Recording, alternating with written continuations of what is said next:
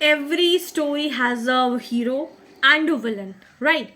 But what if I told you that that's not enough to understand how truly stories work? What if I told you that there is an invisible grammar behind every plot, a hidden structure of roles, that what makes an stories universal, right? And that's what exactly A.J. Greimas, a French lieutenant structuralist, discovered. That in this class today we are going to talk about 6 most powerful actantial model with the examples from fairy tales, films, movies in the simplest way possible. So hey everyone, I am Pooja Singh, your UGCNET educator and gold medalist and your one-stop solution for UGCNET English literature. So in today's class, we are going to talk about A.J. Greimas, one of the most important prop structuralists. He believed that behind every story, whether it's myth, whether it's modern novel, whether it's lies in the same deep structure, and he mapped it using 6 universal actants and 3 characters, 3 junctions. So let's get started without any delay. So grab your notes and write down, because these are the important questions that might appear in your UGC NET examination. So let's get started. So, who was A.J. Greimas? So, the full name is Eligridas Julien Greimas. So, he was a French lieutenant, linguistic, and semantician.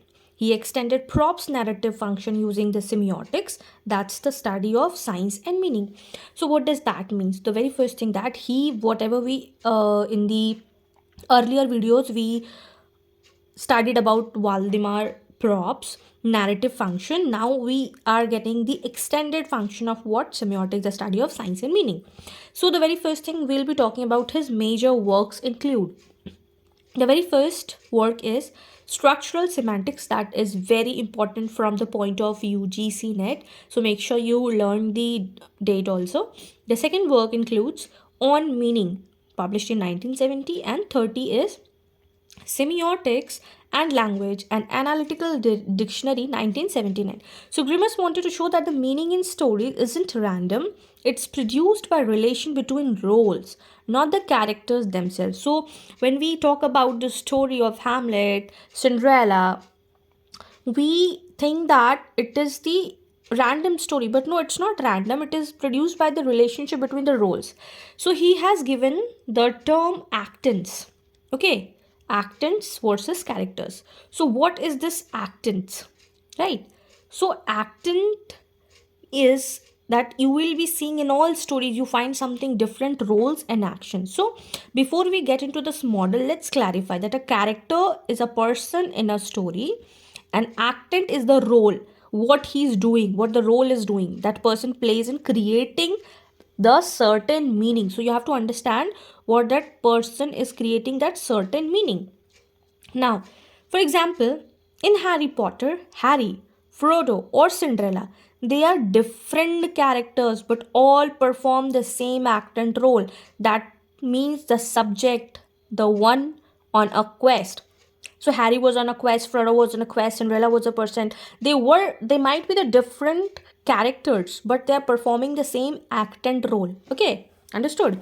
So Greimas shifted focus from who does something to what function they perform, and that's called pure structuralism, studying underlying patterns, not the surface details. It is not that what I'm telling you that structuralism, what does structuralism means, but I am going through all the structures, how it is written, structure, STRU, what is the meaning of it, how it come into this pattern. So I'm just not reading this word structuralism, but I'm understanding the patterns, why structuralism has a structure, why every, like Vladimir Prop has said that every folk tale will be having 31 narratines. So why the story will form the same. So that's called pure structuralism.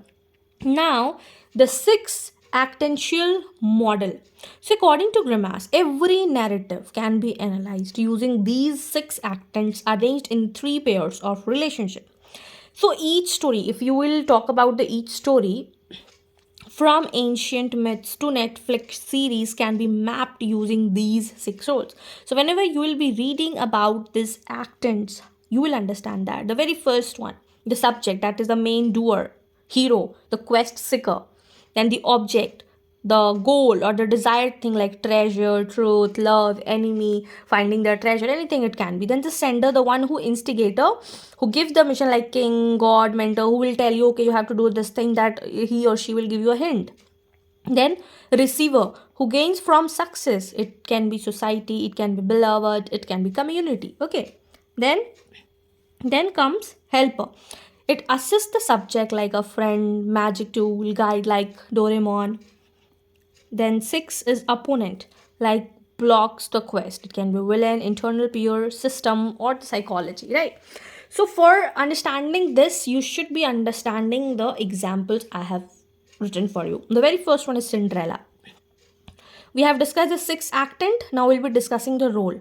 So subject Cinderella. What was the object? She wanted freedom. She wanted to marry someone. Basically, it was freedom. Marriage was on the second list. In center was fairy godmother. She gave her sandal. Then receiver was Cinderella herself. Helper were animals, talking animals, magic. And opponent was who? It was her stepmother and stepsister. So now I guess you can relate it with when I'm saying Cinderella. You must be, imagining in your mind how it was the whole story. You can just rewind in just a second. So that's the power of structure. So that would it say that even a simple fairy tale also follows Grimm's deep structure, right? Now Hamlet. Who not studied Hamlet? Like everybody has studied Hamlet, right? So act and role. Subject was who? Hamlet. What was the object? It was a revenge and the justice. He wanted to take the justice of his father's death. Who was the sender? How did he know that he have to take action? The ghost of King Hamlet appeared. Right. Who was the receiver? It was the Denmark who truth restored. Who was helper? Horatio. He helped Hamlet at every step. At every step. Right. Then who was opponent? It was Cleo, it was Claudius, and his own hesitation. Why his own hesitation? Because he knew that Claudius was the murderer, right? But why was he delaying? Why was he delaying in his action?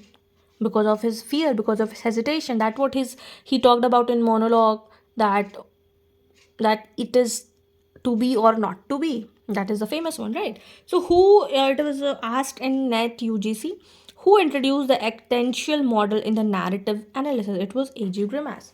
Now we'll be talking about the concept of structural semantics. So Greimas models fit within the large theory called the structural semantics, where meaning arises through relationship, opposition, and not isolated words or the characters. So this links him directly to Saussure's linguistic and Levi-Strauss anthropology. Greimas bridges between the structuralism and semiotics, and his later model influenced Ronald Barthes, then the Tzvetan Todorov, Gerard Gennet, and all major theorists that have often asked in UGCNET, right? Then PYQ, who proposed 6 actants, and where the difference between a character and actant, and what is the example of subject and object relationship. So these were the question which was been asked. And also there were axes. Okay, axis. There is 3 axes.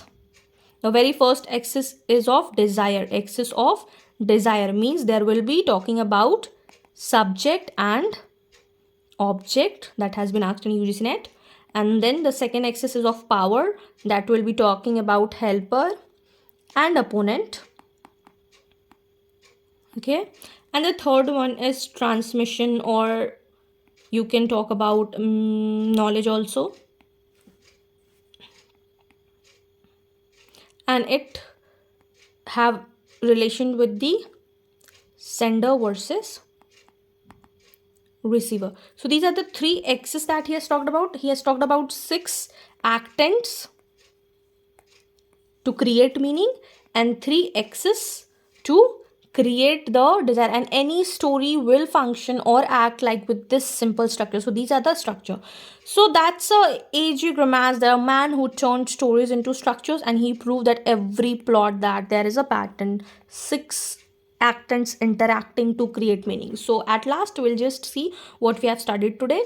We knew who A.J. Greimas was, then important works, And then we differentiated between what actants and characters means. Then I gave you 6 actantial model. This is very important. Kindly know. Okay.